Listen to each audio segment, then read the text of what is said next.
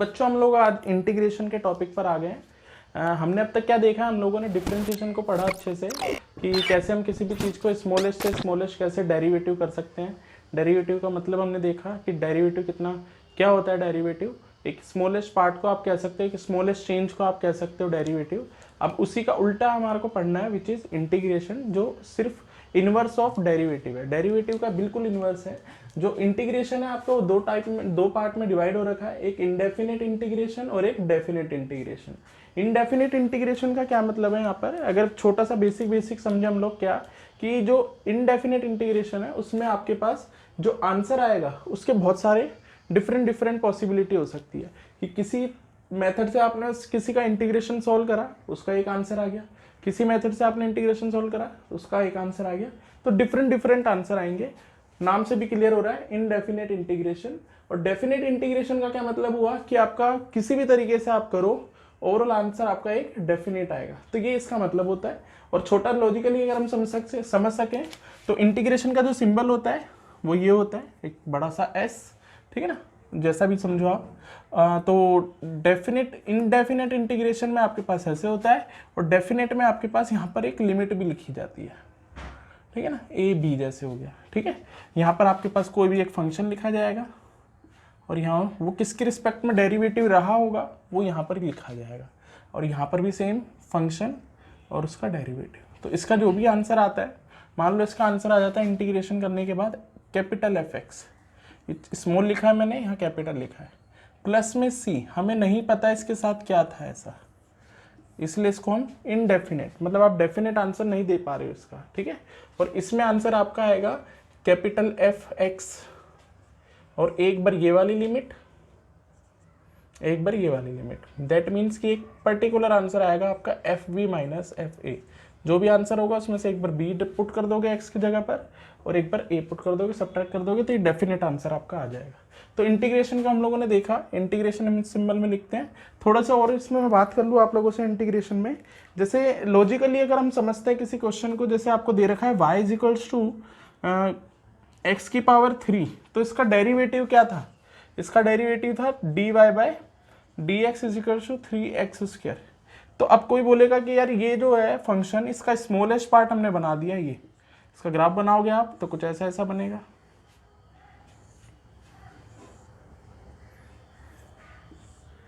ये इसका ग्राफ बन जाएगा, ठीक है।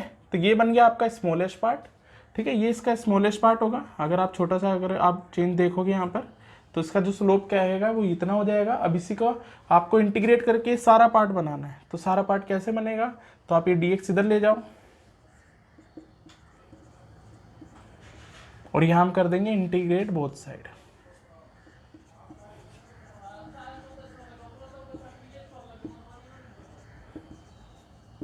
तो इंटीग्रेट बोथ साइड करोगे आप, तो ये dy is equals to 3x² dx। तो ये dy स्मॉलेस्ट पार्ट आता है, तो सारों को ऐड करोगे तो टोटल y आ जाएगा ये हमारा, ऐसा हम कंसीडर कर लेते हैं, या बाकी अभी धीरे धीरे समझ लेंगे इस बात को कि ऐसा कैसे हो गया। और ये आपका सिंपलेस्ट फॉर्म में अगर इसको सॉल्व करोगे तो ये सिंपलेस्ट फॉर्म में आपका x³ बन जाएगा। मतलब इसका डेरिवेटिव करने पर ये आया, तो इसी का इंटीग्रेशन करने पर वही आ जाएगा जो हमारा फंक्शन था, तो मतलब ये हमारे पास आ जाएगा। तो ये दोनों एक दूसरे के एंटी डेरिवेटिव है ना, तो ये डेरिवेटिव है, ठीक है, ये डेरिवेटिव हो गया आपका, और ये जो टर्म है आपकी एंटी डेरिवेटिव हो गया।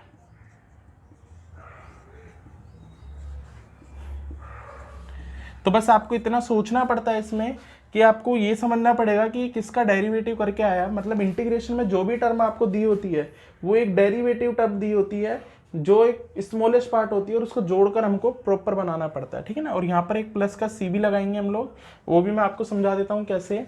कि मान लो अगर यही क्वेश्चन ऐसे दिया होता x³ प्लस सी, ठीक है ना, x³ प्लस सी दे रखा होता मान लो ये क्वेश्चन, तो इसका मैं डेरिवेटिव करता तो 3x², ठीक है, 3x² आ रहा है यहाँ पर, ठीक है। और इस क्वेश्चन में भी देखो यहाँ पर इसका डेरिवेटिव करा था तो भी 3x² आएगा। मतलब अगर मैं इसको इधर लेके जाऊंगा dy is equal to 3x² dx, तो ये दोनों बात एक जैसी ही है। इसके बाद मैं वापस से इंटीग्रेशन करूंगा तो सिर्फ x³ ही रह जाएगा, ठीक है ना। मान लो अब मैं इसका इंटीग्रेशन करता हूँ, dy 3x² dx, तो ये आपके पास ये तो y हो जाएगा और ये आपका x³ ही रह जाएगा। इसलिए हम यहाँ पे प्लस में एक c लगाते हैं कि क्या पता यहाँ पर कभी एक कांस्टेंट रहा होगा जिसका डेरिवेटिव करने पर, ये जो टर्म है ये आपकी डेरिवेटिव दे रखी है ना, इसका डेरिवेटिव करने पर वो जीरो रहा हो गया होगा। जो कांस्टेंट है उसका डेरिवेटिव तो जीरो हो जाता है, इसलिए हम अपने आप कंसीडर कर लेते हैं कि यहाँ पर एक कांस्टेंट भी रहा होगा। इसी वजह से ये इनडेफिनेट इंटीग्रेशन कहलाती है आपकी। यही रीजन है कि आपका ये इनडेफिनेट इंटीग्रेशन है। तो यही चीज है कि हम लोग यहाँ कांस्टेंट लगाते हैं, ठीक है। तो ये सारी चीजें हम लोगों ने देखी, ऐसे हम लोग एक इंटीग्रेशन को करते हैं। तो आज का हमारा टॉपिक रहेगा इनडेफिनेट इंटीग्रेशन, ठीक है। चलो हाँ, तो हम लोग अब क्या देख रहे हैं, कुछ इंटीग्रेशन कैसे कैसे आए हैं, तो कुछ इंटीग्रेशन के फार्मूला है ना, उसको हम लोग देख सकते हैं। जरा समझो, जरा यहाँ पे छोटी सी बात करता हूँ मैं आप लोगों से। तो सोचो कि अगर y है आपके पास, तो y बराबर x दे रखा है, तो x का डेरिवेटिव क्या होगा आपके पास, dy/dx इजिकल्स टू 1 है, ठीक है ना। x का डेरिवेटिव आपके पास क्या है, 1। तो 1 का इंटीग्रेशन क्या हो जाएगा, ऐसे सोच लो, ये डेरिवेटिव और ये इंटीग्रेशन, ठीक है। इसका मतलब आपको 1 ऐसे दिया होगा तो आप कहोगे कि किसका डेरिवेटिव है, तो ये x का डेरिवेटिव है और प्लस में कुछ कांस्टेंट रहा होगा जिसका जीरो हो गया होगा, ऐसे हम कह सकते हैं। सिमिलरली एक और हम ले लेते हैं बात को, एक ये बात ले ली, एक और बात ले लेते हैं। y इजिकल्स टू आपके पास x² है, तो इसका डेरिवेटिव 2x, तो ये आपका डेरिवेटिव हो गया और ये आपका इंटीग्रेशन हो गया, ठीक है। इसका इंटीग्रेशन ये, इसका डेरिवेटिव ये, ठीक है। तो अभी वैसे ही सेम, अगर 2x dx आपको दे रखा होगा तो इसका इंटीग्रेशन क्या हो जाएगा, x², ठीक है। ऐसे जैसे डिफरेंशिएशन में हम लोग कांस्टेंट, जैसे अगर 3x² का डिफरेंशिएशन करते हैं तो 3 को नहीं छेड़ते हम लोग, वैसे ही इंटीग्रेशन में भी आप इसको नहीं छेड़ सकते, कोई इसको मत छेड़ो, इसको बाहर ले जा सकते हो आप, ठीक है। चलो एक और देख लेते हैं यहाँ पर क्या। अब सीधे आपको कोई बोलता है क्वेश्चन, देखो कि आपको बोल रखा है कि 3x² + 2x + 3, ठीक है, इसका इंटीग्रेशन बताओ। तो इसको पहले मैं इंडिविजुअल में तोड़ दूंगा, पूरे को सबों को इंडिविजुअल में तोड़ दो, तो 3x² dx, 2x dx और 3 बाहर 1 dx, समझ रहे हो। ये dx सबों से मल्टीप्लाई कर दिया और जो कांस्टेंट थे वो बाहर निकाल दिए इंटीग्रेशन से, ये इसके साथ लिखा, ये रहा ये रहा ये, ठीक है। अब इसको देखोगे तो अब ढंग से सोचो, अब मैंने बता दिया आपको कि जो इंटीग्रेशन में टर्म होती है वो एक डिफरेंशिएशन होती है, तो किसका डिफरेंशिएशन करके आई होगी वो सोचो आप यहाँ पर। तो देखो, सोचो थोड़ी देर, ठीक है।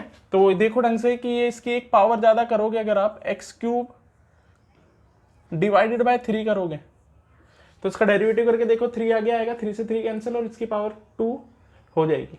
सिमिलरली इसका तो अभी बता ही दिया मैंने, x² डिवाइडेड बाई 2, 2x इसका डेरिवेटिव हो जाएगा, 2 से 2 कटेगा, x बच जाएगा जो कि यहाँ पे था, ठीक है। अच्छा, इसको देखोगे आप तो 3 और 1 किसका आया होगा, x से, और प्लस में एंड में c लिख दो। इन सबों के इंडिविजुअल भी c मान सकते हो आप लोग, बट उन सबों का एक ही कॉन्स्टेंट मान लिया मैंने, ये c, ठीक है। चलो ऐसे समझ में आया, तो एक और क्वेश्चन को हम लोग फील करते हैं, ठीक है।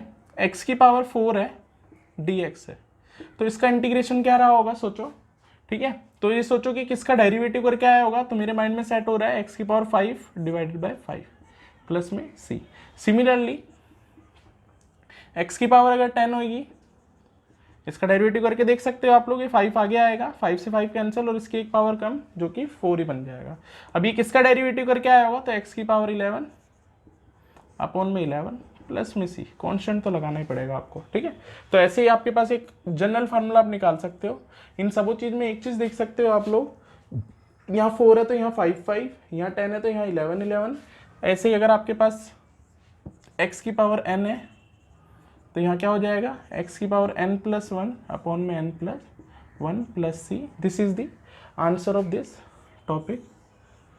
तो यस, तो एक जनरलाइज्ड फार्मूला हमारे पास आ गया, x की पावर n का डेरिवेटिव जैसे हम करते थे वैसे x की पावर n का इंटीग्रेशन हमारे पास यहाँ पर निकल के आ गया। ये याद रखना कि जो ये n है वो एक नेचुरल नंबर होना चाहिए, ठीक है ना, 1 2 3, ठीक है ना, नेचुरल नंबर नहीं, सॉरी, एक कोई भी कांस्टेंट नंबर होना चाहिए, ठीक है, रियल नंबर कह सकते हो आप, कोई भी एक रियल नंबर होना चाहिए, कोई भी एक रियल नंबर हो सकता है, ठीक है। चलो, तो यहाँ पर हम लोग कुछ फंक्शन ले लेते हैं और उसके इंटीग्रेशन देख लेते हैं, कुछ फार्मूलाज भी आ जाएंगे हमारे पास, ठीक है। तो हम लोग अब क्या देख रहे हैं, तो अभी हमने रिसेंटली हमने देखा क्या कि x की पावर n का जो इंटीग्रेशन होता है वो क्या होता है, x की पावर n+1 अपॉन में n+1। ये पहला फार्मूला हम लोगों ने देख लिया, ठीक है, ये पहला हो गया। दूसरा, अगर आपको बोल रखा है किसी ने 1/x dx, ऐसे सोचो इस चीज को, तो बताओ किसका डेरिवेटिव करने पर 1/x आता है, log x का, ठीक है। तो यहाँ पर क्या हो जाएगा, log x प्लस सी, तो ये हो गया, ठीक है। तीसरा अगर हम लोग देखते हैं यहाँ पर, तीसरी बात हम लोग देखते हैं कि यस, अगर आपको कोई बोले कि यार cos x है मेरे पास, ये sin x ले लो, sin x किसका डेरिवेटिव करके आया होगा, तो sin x किसी का डेरिवेटिव नहीं होता, cos x का माइनस sin x होता है, cos x का डेरिवेटिव जो होता है वो माइनस sin x होता है। तो क्लियर रखो, तो इसका मतलब माइनस cos x का डेरिवेटिव प्लस sin x होगा, ठीक है। तो ऐसे चौथा ले लेते हैं, cos x का इंटीग्रेशन कर लेते हैं। तो cos x किसका डेरिवेटिव होता है, sin x का, तो सिंपल sin x हो जाएगा, ठीक है। ये माइनस का सोच लेना अच्छे से कि sin x जो होता है वो किसी का डेरिवेटिव नहीं होता, माइनस sin x होता है, तो माइनस cos x का प्लस sin x हो जाएगा, ठीक है।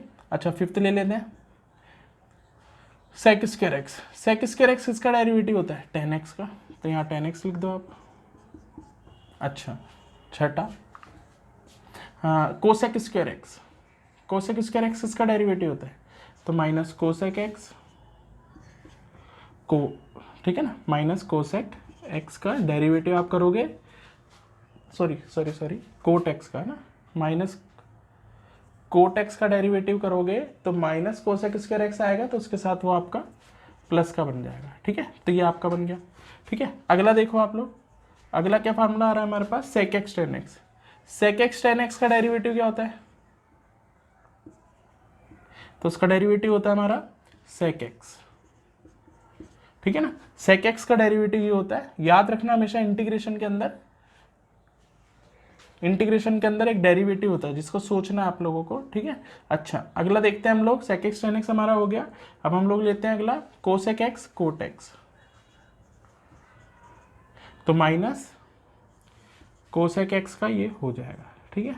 और देखो, अगर आप लोगों को पता हो तो ए की पावर एक्स का हम लोगों ने देखा था, तो ए की पावर एक्स का क्या होता है आपका डेरिवेटिव, ए की पावर एक्स लोग ए, तो वो लोग ए डिवाइड कर देते हैं हम लोग, तो यहाँ पर लिख देता हूँ ए की पावर एक्स लोग ए प्लस सी। देखो ढंग से समझो इस चीज को, ए की पावर एक्स का डेरिवेटिव करोगे तो ए की पावर एक्स लोग ए से लोग ए कट जाएगा, तो ये टर्म बच जाएगी, मतलब डेरिवेटिव यही आएगा, ठीक है। अगला देख लेते हैं टेंथ, ई की पावर एक्स, ई की पावर एक्स का डेरिवेटिव क्या होता है, ई की पावर एक्स का डेरिवेटिव ई की पावर एक्स ही होता है, तो इसका आंसर क्या हो जाएगा, ई की पावर एक्स ही हो जाएगा प्लस सी।